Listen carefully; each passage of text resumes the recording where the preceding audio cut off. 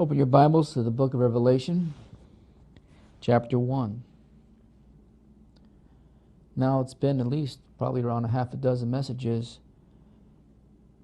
since I started preaching on the Beatitudes that we find in Revelation. Most people preach on just the Beatitudes that are listed in the Gospels. Most don't even realize there's Beatitudes in the book of Revelation, which is another revelation, which I believe is also connected to the gospel.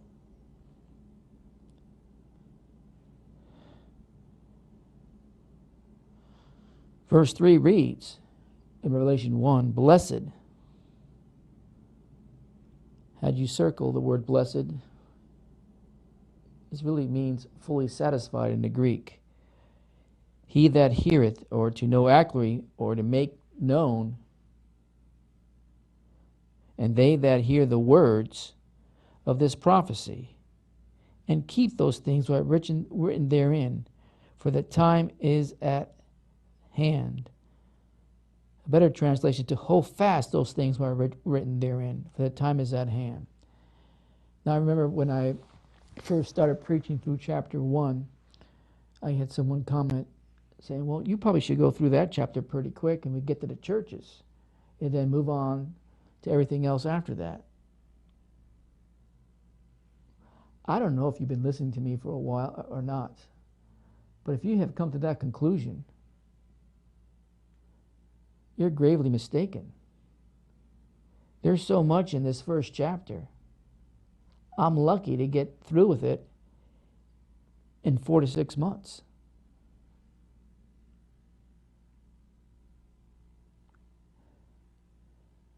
And if I get through the first chapter in 4 to 6 months, I guarantee I'll be leaving some things out. You must be mistaking me with some other ministry that will preach the book of Revelation and then want to sell you their tapes or CDs, the whole 12-pack of messages for $19.99. It shows you how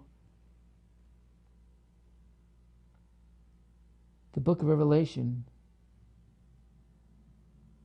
has been reduced to a bunch of nothing by people that just peddle this Christian science fiction theories that doesn't go into the rich meaning and understandings, using the whole book and others to see what this revelation of Jesus Christ has to say in these last days. Now we went through 4 of the Beatitudes in the book of Revelation, and we're in the 5th one. In the 5th one we find in Revelation 20, verse 6. "Blessed," once again, fully satisfied, "and holy is he that had part in the first resurrection," which I haven't got to yet. "On such a second death hath no power, but they shall be priests of God and of Christ, and shall reign with him 1,000 years. And when 1,000 years are expired, Satan shall be loosed out of his prison." Now we've covered what 1,000 should mean. I haven't covered the first part of this verse. I started with the last part of this verse first. We haven't gone to the first resurrection. Then I decided that, well, if we're going to go that far, might as well go back to verse 1.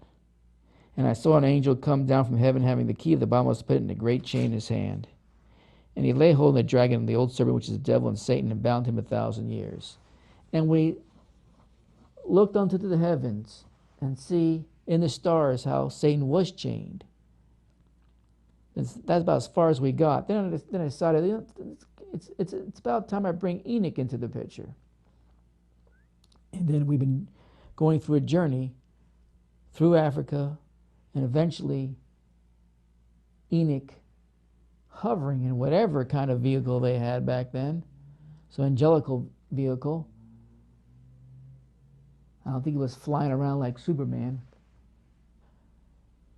And if you miss any of these messages that I've been preaching concerning this subject matter, and probably some of you have, because I've also been doing it Sunday mornings, I know some of you don't listen on Sunday mornings, then you're really missing out. Because one layer adds on to another layer to give us some kind of understanding. Now, if I don't have all this correct, as far as how things actually went down, because we have so very little on the subject matter, we just have basically what Enoch wrote. And then, like biblical detectives, we have to piece it together. Thank God salvation is not based on that. That's not how salvation is known to mankind, for mankind's benefit. We have a lot more details because Christ gave us the details. And the apostles expounded on it, how salvation comes. So if you don't agree with this, and if I don't get everything right, you shouldn't lose your salvation, and your salvation should be dependent upon it. We're exploring. Just as Enoch went on exploration, we're exploring through the eyes of Enoch and through what he wrote down. And the last time I taught on the subject, I brought up another coincidence. Enoch was written, was passed on, then it was lost before a real great event that this world experienced, the flood. It was rediscovered again prior to Jesus. And what great event can top the flood? How about the first coming of Jesus Christ? And then it was lost. And then it was found again prior to the world last days, which we saw the return of the Jews forming the state of Israel with the assistance of the children of Israel, Ephraim. We saw world wars, and we're seeing these last days, the unleashing of the eighth and final beast, which is like the seventh. Now that's a synopsis of what's already been preached. Messages will be available shortly if they're not already, and you should catch up. Don't skip any of the messages. And because you do and you don't understand what I'm relaying to you, don't classify me as a nut. Listen to all of it before you do that if you're new. You got it? Now, if anybody listen to me, I'm sure there are people out here listening to me in the studio, I need a bottle of cold water. I forgot to bring one with me. And there's not one here, so bring me one. Now, let's read the 18th chapter again as a refresher before I move on in the book of Enoch. Now, it might be a different chapter depending what translation you're using when reading through the book of Enoch. Let me wet my whistle before I start reading, though.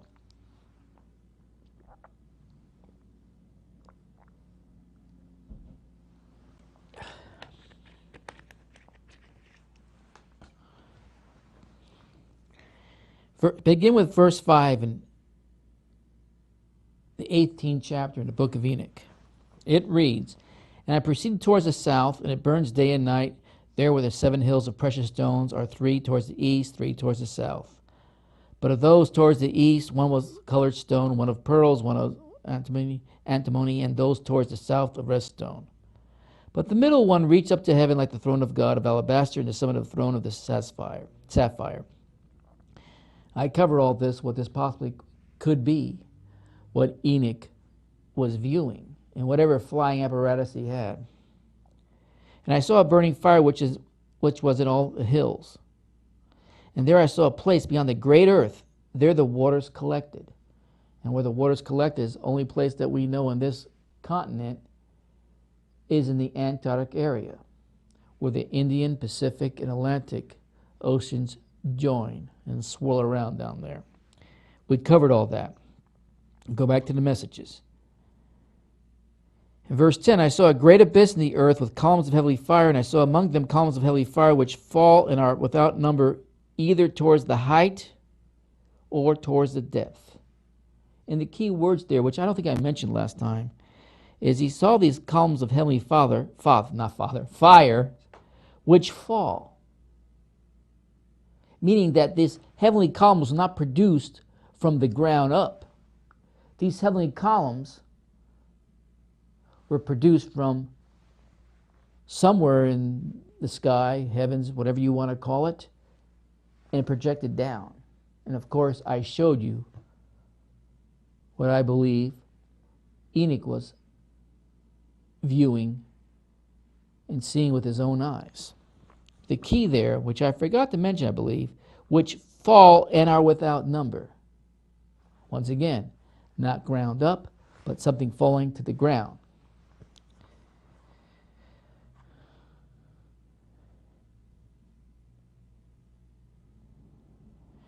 And over the abyss, in verse 11, I saw a place which had no firmament of heaven above it, and no foundation of the earth beneath it, and no water above it, and no birds upon it. It was a void place.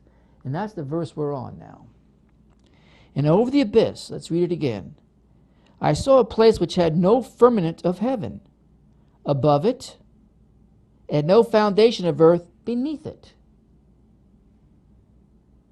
No firmament of heaven above it,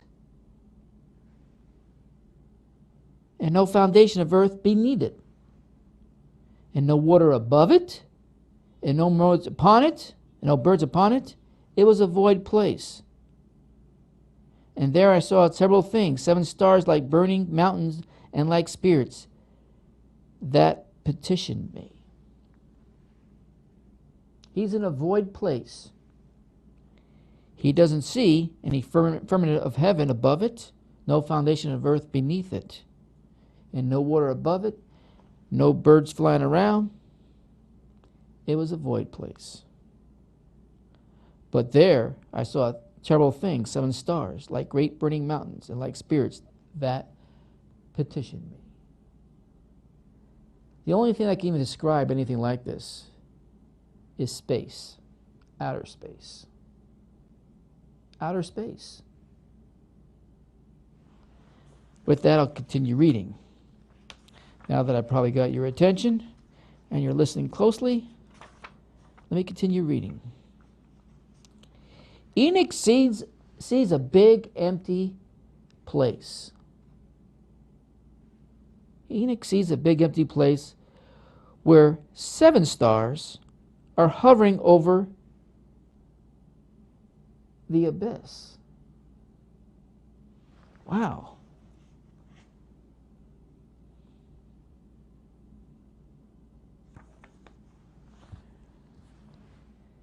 Well, if we are flying somewhere in the atmosphere over the Antarctic continent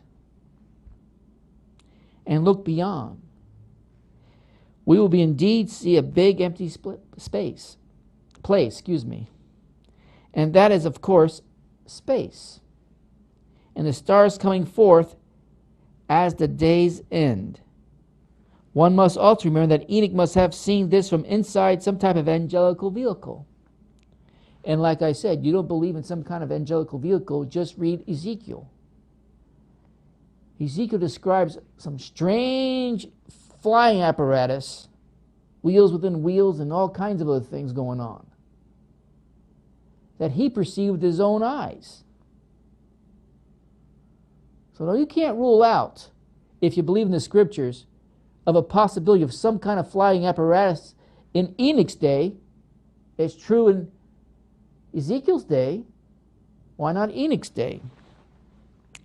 One must also remember that Enoch must have seen this from inside an angelic vehicle, and perhaps on a screen, making it possible for the scene to be zoomed, almost like a super powerful telescope. Hubble telescope times 1,000. Just imagine, along with me. Like I said, this doesn't depend upon whether you're saved or not, or whether you've faith or not. This just goes into trying to explain some of the things that are on record in the book of Enoch. And can we match up with things that we see on this planet and also in the heavens? And can it be verified? Now, if you caught all the previous teachings, the coincidences just keep adding up. And if I was to put a statistical probability formula to it, it'd be like the teaching I did long, long ago in the first year of this ministry about God and the universe and the place that this planet has in it and the probability of having life the way we know it and experience it today.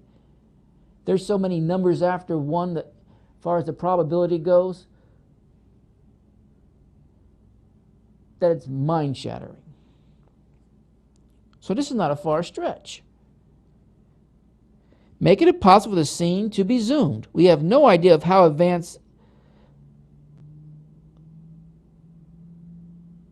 spaceships the angels have, but we know that they are able to build cities of gold and precious stones, which tells us a lot. They have capabilities that are beyond our understanding, is what this is saying.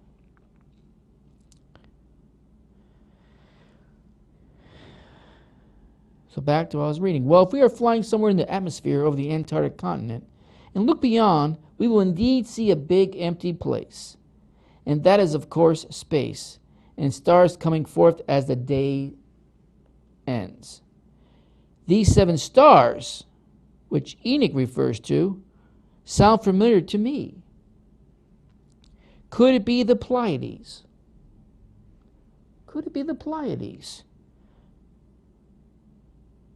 Now, there are a few scholars that had made that connection.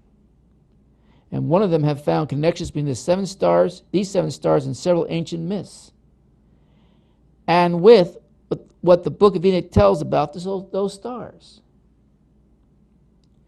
In the ancient Near East, the Pleiades were associated with the binding of Sabbath demons, of which there are 7. The Sabbath Pleiades were designated sons of the underworld god Messerah, who, when defeated by Marduk, were bound and placed in jail. Messerah and his sons remain under permanent guard. And at night the demon sons are the Pleiades in the eastern sky, 7 stars bound. Are they the actual stars? No, but that's where they're bound.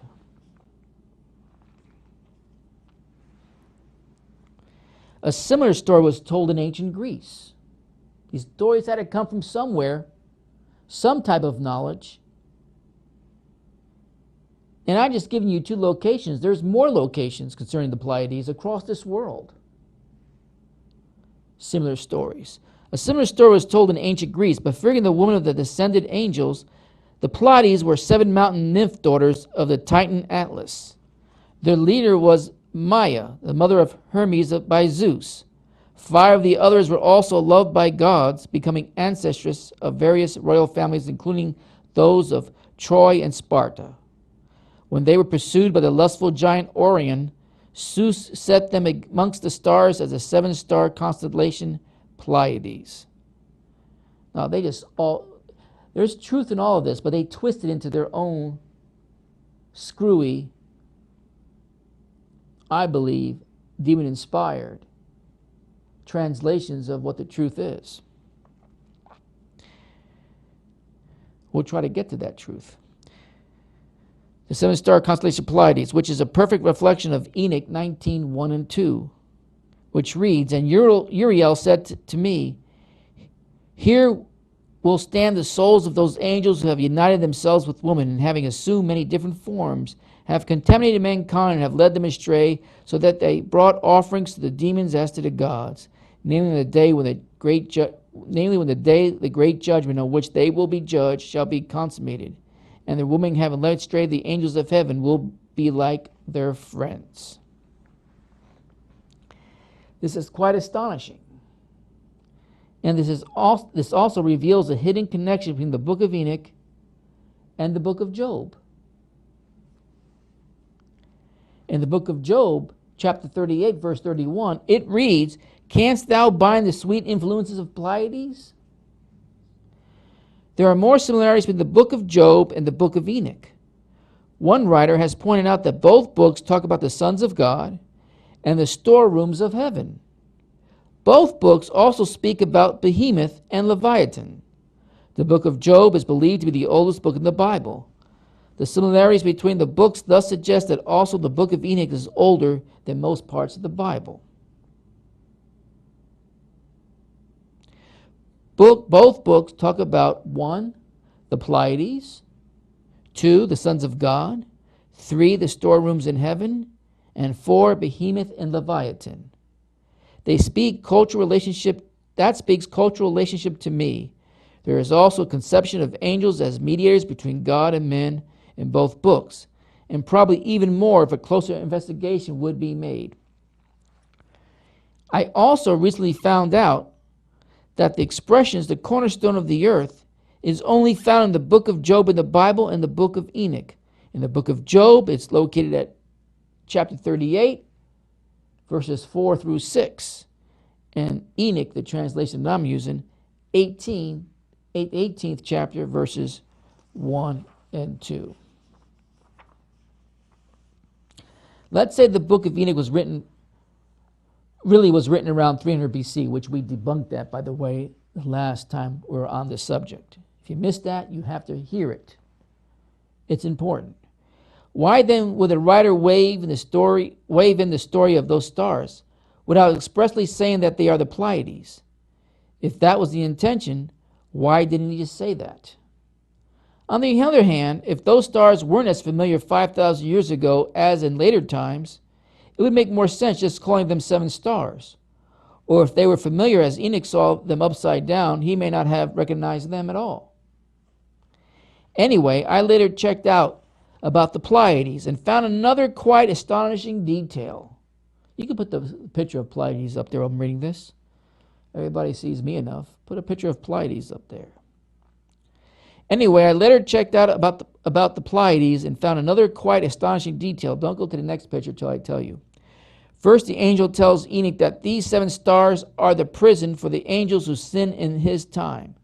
Now, I repeat, Enoch's not saying these stars are those angels that rebelled. No, these stars are the prison place for these angels waiting for the final judgment. This is the area that they are imprisoned in. You got it? First, the angels tell Enoch that these 7 stars are the prison for the angels who sin in his time, but then he is also told that the place is a prison for many other angels and a gathering for the stars of heaven. That's in verse 13 and 15, which I'm going to go back and read those to you now. The angel said in verse 13 of the 18th chapter, "This is the place of the consummation of heaven and earth. It is a prison for the stars of heaven and for the host of heaven. And the stars that roll over the fire are they who have transgressed the command of God before their rising, because they did not come forth in their time." That's verse 14. And in verse 15, "And he was enraged at them and bound them till the time of the consummation of their sins in the year of the mystery." That is an accurate description of the Pleiades star cluster. It can't be seen with the naked eye, but it actually consists of more than 1,000 stars, collected in a dense cluster. How could Enoch know that? How could he be so right? And moreover, when looking at the 7 stars through telescopes, they are described as ghostly. Put the next picture up. They are described as ghostly, with strange tracks of interstellar dust going around in all directions, as if there were some invisible spirits bound, only able to go around in circles. Indeed, a strange coincidence writing about unhappy spirits bound in a place were unknown until modern times. The stars actually are clothed in a ghostly cloud. Put the next picture up.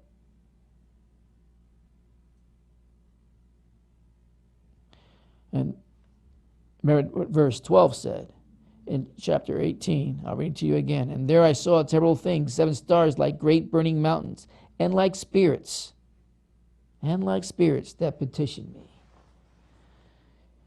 Remember, Enoch is describing what he saw probably through whatever flying apparatus, telescopic system they had to zero in, unless it could get there. And on his journey there, he saw this with his own eyes. And he's writing it down. Whatever the way, this is what Enoch is describing. So that was a couple, put it back on the Pleiades. So that was a couple of other details that fitted precisely with the text in the book of Enoch. And if that wasn't enough, there is also the quite newly discovered fact that some of the stars in the Pleiades cluster are spinning very fast. Observations of Pleiades stars indicate they are rotating much faster than current theory of stellar evolution allows. Pleione rotates even faster than Achernar. Those are actual stars in the Pleiades. On its axis, close to its breakup velocity. And what does the book of Enoch say about the Pleiades? The stars that roll over the heavenly fire. The stars that roll over the heavenly fire. That's verse 14. If this really were the Pleiades, what Enoch is describing, wouldn't it be possible then to check with an astronomy program if they could be seen from the Antarctica in ancient times? In other words, in Enoch's day, the day that he saw all this, thousands and thousands of years ago. If they could be seen from the Antarctica in ancient times, that would be proof, wouldn't it? Because if they couldn't, this whole chain of correspondence must be coincidence after all. Even if that in itself would be very strange. This would be a real litmus test. I knew that the southern sky is different from the northern. Many stars we who live in the northern hemisphere can see, can't be seen, for example, in Australia, and vice versa. In other words, stars you can see in, say, in California, you won't necessarily see them in Australia, and vice versa. So I opened the astronomy program that this person was using, a very good freeware astronomy program, something that simple that this person used for his litmus test to check for the Pleiades in Antarctica. He started with setting the time to 1,000 years back, 1,000 years ago. And then I used a time window to go through the year.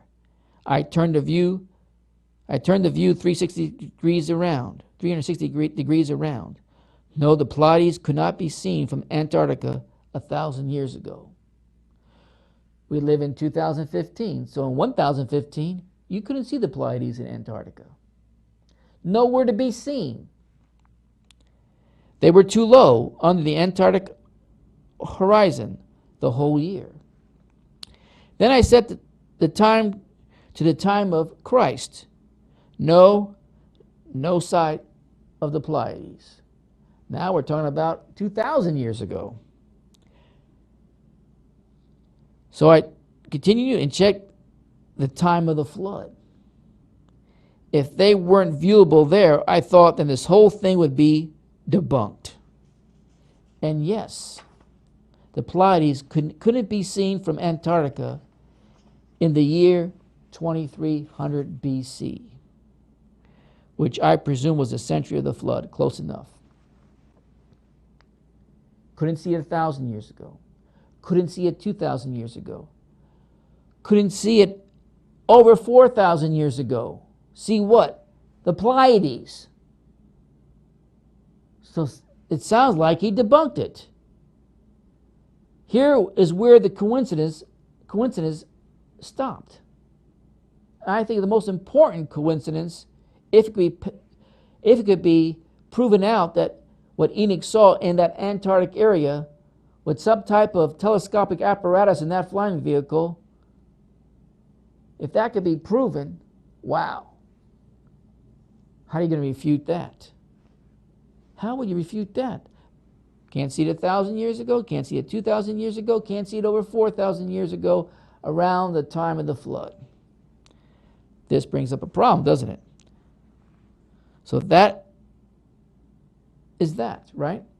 Wrong. Were all those details just coincidence after all? Strange, but they must be. I was quite surprised. But then I realized that Enoch lived a couple of hundred years before the flood. Well, actually more than that, 700 years. 700 years before the flood, as a matter of fact. So with the great expectation and excitement, and with new hope, I set the time to 3000 BC and turned the screen. What did he find when he set it for 3,000 years BC? And there they were. The Pleiades were hovering above the Antarctica, just over the horizon, just as Enoch described them in 3000 BC. How can you discount that, folks?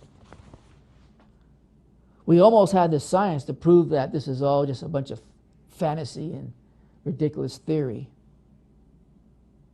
The hypothesis would not hold up. But lo and behold, when you really zero in on when Enoch existed, remember, Enoch lived, he begat Methuselah. Methuselah's the oldest person to ever live, and he begat Lamech, and Lamech begat Noah. So Enoch was not around. Well, he might have been. I don't think he was around the time of the flood. He could have lived long enough. And I already preached about God took him part and what that really means. Go back to the archives, listen to it. But that's not when Enoch made this journey. It was hundreds of years prior. And when you zero in on 3000 BC, lo and behold, the Pleiades come in view. That made me shout right out, praising the Lord. I would. This was the only time in human known history, I repeat, this is the only time in human known history that they could be seen at that place. From around 2500 BC, they sank down under the Antarctica horizon, never to be seen again.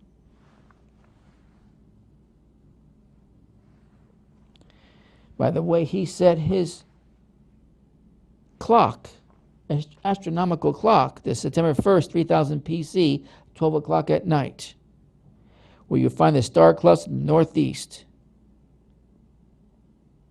And then if you move the timeline forward year by year, the Pleiades will sink under the horizon around 2500 BC, never to be seen again from the Antarctica location. I had followed a chain of details all the way from the north of Africa over the Southern Ocean to Antarctica and to the Pleiades, and every detail was confirmed. There was nothing that cast any doubt or made me have to make clever explanations or interpretations to make it all fit together. Everything was easily recognizable from the journey, as if it was really written down by someone who was there. Who was it? Enoch. How was this possible? It definitely couldn't have been written by someone in the 3rd century BC. It couldn't have been written by anyone except in our time. But we know that the book of Enoch is an ancient text and was found among the Dead Sea Scrolls. The only explanation must be then that it really is 5,000 years old and written by the one it carries the name of. Who is that? Enoch.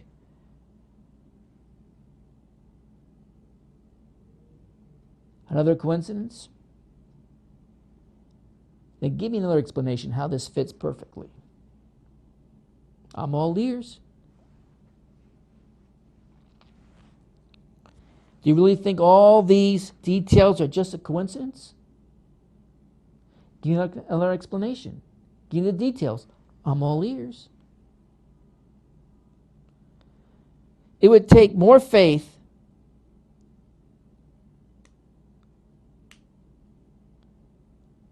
than to believe the book is real.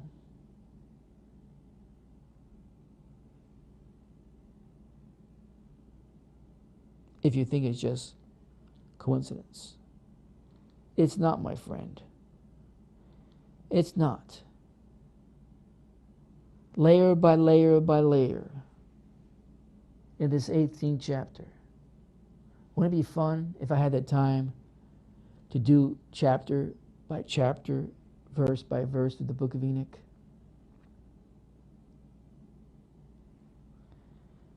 This is not coincidences. Using scientific instruments, in this case, to prove the Pleiades only could be seen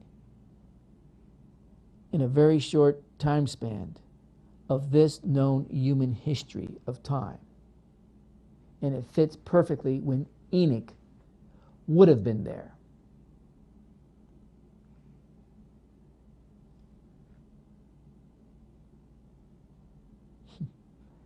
That's why we have apostles quoting from the book of Enoch. They knew it was real. Now, I still question some of the latter parts of it. Supposedly, Noah contributed to the works of the book of Enoch. And I'm still debating about that. But I'm not debating any longer about the earlier parts and the middle section of the book of Enoch. I do debate on certain translations. Then once again, as soon as it becomes available, man goes to work, usually directed by unseen forces to twist the meanings. This is not coincidence. But this is not the end of the story. It leads to something else that I think will be very insightful